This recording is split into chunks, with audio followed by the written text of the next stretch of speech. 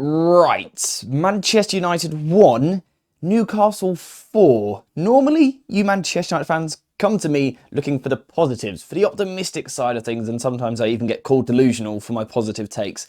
But this time, I've got nothing apart from the fact that the season is at least nearly finished. Manchester United were absolutely battered in this game by a Newcastle side, which, this might sound odd, weren't even that good. The team in red just actually played incredibly poorly, made it really easy for Newcastle, which kind of made Newcastle look a little bit better. And the theme of this game, the story of this game is going to be this area here. United with the ball in goal, with Bayindir trying to play out from the back. Before we get to that, we do need to look at the two starting 11s. This is Newcastle's over here. Pretty much exactly as we predicted, no surprises there. For Manchester United, a few more shocks. For starters, Bayindir coming in goal. Did we expect that? Kind of a little bit, but it was still a little bit shocking because teams don't normally change their goalkeeper. In terms of the rest of the team, a bit of obvious rotation from United. Someone like Harry Amas coming into the side on the left. Christian Eriksen coming into the midfield, which again we perhaps didn't expect. But that doesn't matter. The starting 11 for United here really does not matter. The big problem was the structure used by Ruben Amorim in the play-out phase, which we've spoken about so many times, and sadly we have to cover it again. But also the personnel, the individuals, the profiles that Manchester United are using, because you could argue that all 4 of the goals from Newcastle actually come from Manchester United errors. So let's just get straight into this. No more intro. Manchester United building the ball from the back. And we're going to start off with how Newcastle approached this. Because what we saw was Isak, the striker, moving towards the left-hand side like this. And then Guimaraes from midfield would come up into the striker position, which is quite an interesting way of doing this. Normally, you would expect the midfielder to stay deeper. And if the team were going to be aggressive, the winger would come up the pitch, and so would the fullback. But that's not how Newcastle did this. They wanted to keep Murphy in a deeper, wider position. So Guimaraes was actually the one connecting into the front two. And we can see that Newcastle are now this sort of 4-4-2 shape, certainly on paper. What's also important, though, is how Manchester United were setting up. And this part might be a little bit repetitive, okay? So just stick with me. It might be boring, but it literally decided the football match. So we've got Lenny Yoro in this position here on the left-hand side. He's going to peel to the left. We've got Mazraoui at right centre-back. He's going to peel to the right. We've then got our central centre-back. Victor Lindelof. Can you guess where he's going to play? Midfield. Yeah, that's the start of the problem here. He's going to play midfield. So Victor Lindelof moves up into midfield. Christian Eriksen goes a little bit higher. And now we have ourselves a double pivot of Victor Lindelof and also Emmanuel Ugarte. Do I need to say any more? Do I even need to finish the rest of the video? Because that is a problem. You've got Bayindir in goal. Not exactly an elite ball-playing defender. And then you've got Victor Lindelof and Ugarte in the double pivot against one of the most intense pressing sides anywhere in Europe, let alone in the Premier League. It's going to be a long day. It was always going to be a fairly long day for the team in red, and it was. So the way that this Newcastle press worked was actually quite interesting. So the front two, Isak here and Guimaraes here, are actually initially going to play a little bit deeper on the two United players here. We're then going to see Jacob Murphy come a little bit higher on the right-hand side, ready to press this defender here. And we're also going to see it in this position here. So both wingers ready to come a little bit further forward. And Newcastle, as always, are happy to back up the press by moving these players. So should Manchester United play the ball out that way, Livramento is going to connect the press and stop Diogo Dalot from having time. So this, straight away, is the issue for United. Newcastle are going to be aggressive. And the problem is, Manchester United that is, just don't have problem solvers in the first phase. Not a single one of them is really an elite level problem solver in this position. So what Newcastle can do as they press the ball, Isak in this position here, he can mark a Manchester United midfielder, but also apply pressure to the goalkeeper. And one of the reasons for this is because Ruben Amorim's side just don't move enough. And I'm not saying they're lazy. I'm not saying it's a lack of work rate or anything like that. Tactically, they don't rotate enough. They don't move enough. So it's quite easy to put them into one area, you know where they're going to go, and then you just take the ball off them, particularly since the international break. We'd got a bit better before that, but recently it's come right back down again. We've lost a little bit of momentum, I feel, and it's really poor. So someone like Isak is cutting this passing lane here, so he's essentially pressing this player, but he's also directly going to press Bayindir in goal as well. So Manchester United have that problem. We cannot play out through the first phase. We saw it for the first goal. Ugarte and Lindelof are not two central midfielders that you want playing in this pressure. Like, what are they meant to do? What are they supposed to do in that position? They have ultimately nothing. They can't give you enough. And that's not a massive criticism of them because they're not that type of footballer.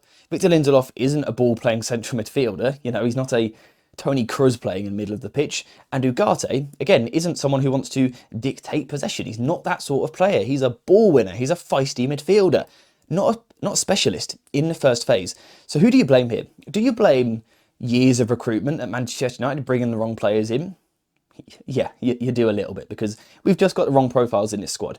But you also massively have to take a look at Ruben Amorim. And I think he's got away with quite a lot. I've been quite kind, quite lenient with him, because the squad isn't his, right? It's not his squad, so you give him a little bit of time.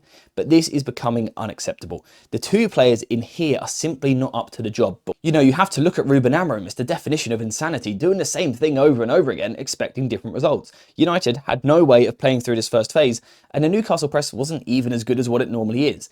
Now, the other problem we had was that we couldn't really go long either. Now, this is what some teams will do, right? Newcastle press really high. You can't play out into these areas. So what you do is you send the ball long up here.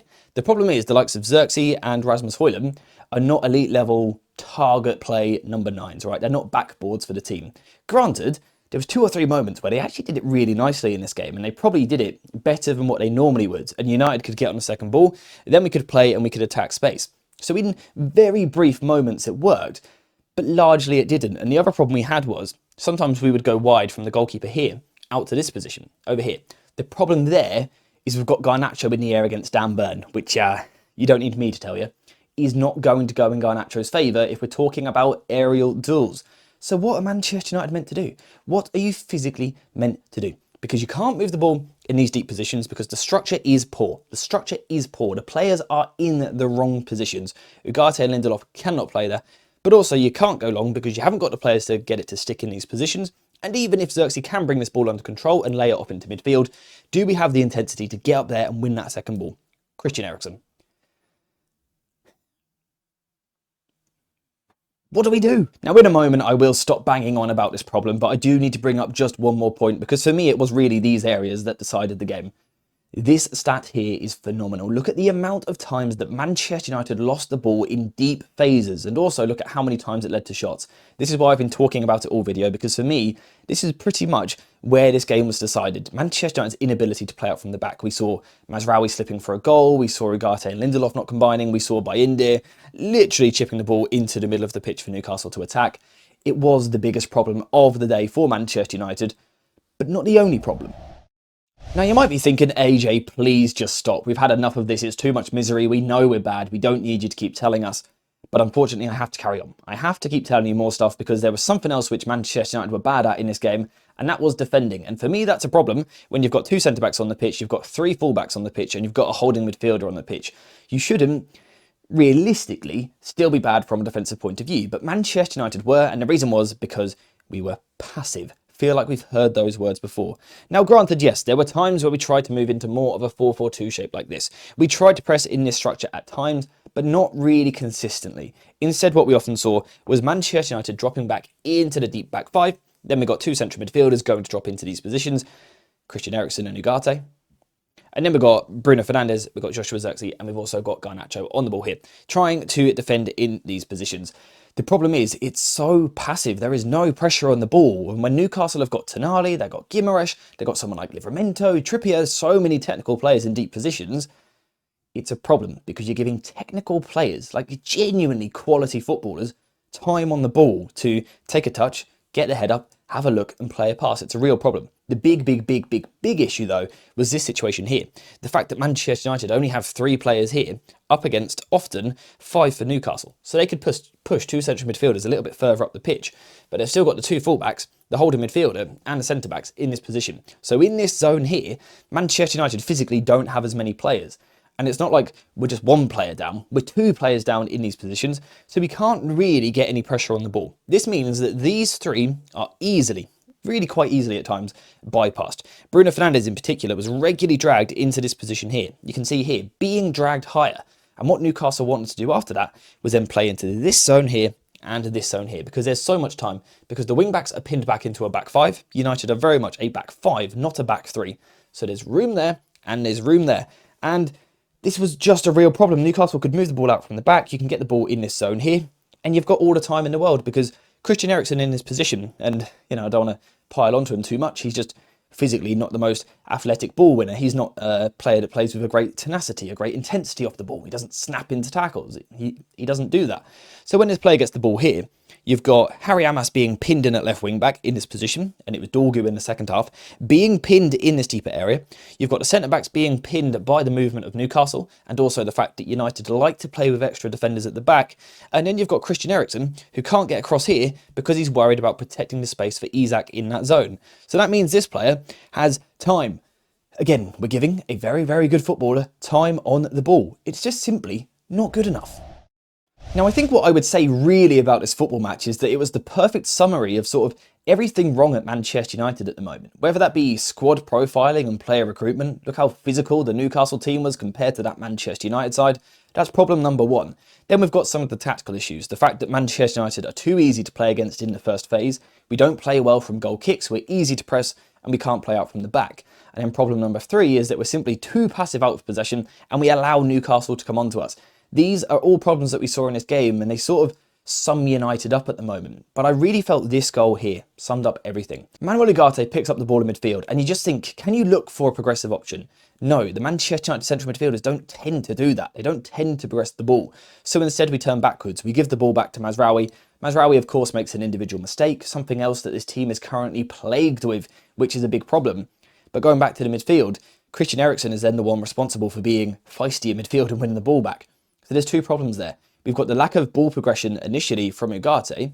Granted, there's not necessarily an obvious pass on, but you see what I'm talking about. And then you've got the next central midfielder, doesn't have the tenacity to win the ball back. These are sort of just the problems that have been there all season, and I just think this game highlighted them all so perfectly. Issues with the structure in possession, out of possession, issues with the profiles of player in possession, out of possession. A really bad day for Manchester United, and a day where we were not good at all, but also Newcastle were not amazing. You know, that wasn't St James's Park rocking at its feisty best, its lively best, where the intensity just kind of smothers you as a player. It wasn't like that. It was all very, very easy for Newcastle. It was an easy afternoon. Yes, it was a little bit tough for the first hour, trying to break us down and make the things happen, but eventually we decided to give them some goals, and that's what happened. You know, there really is only so much you can say about a game which had so little to it. It was United couldn't play out and also couldn't press, so got completely dominated and made individual mistakes. I really don't think there is anything else to say about this game.